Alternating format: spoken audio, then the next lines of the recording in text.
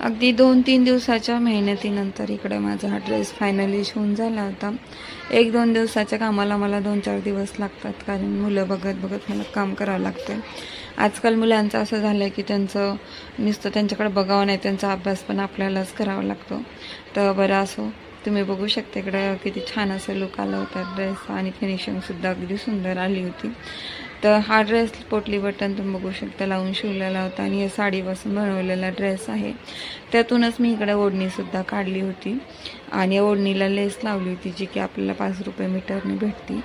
ती लेस लावून ओढणी शिवली होती, आणि इकडे ड्रेस शिवला होता.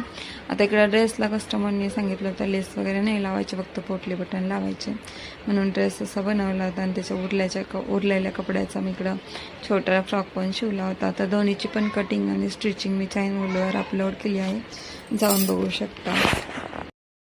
चलो बाई.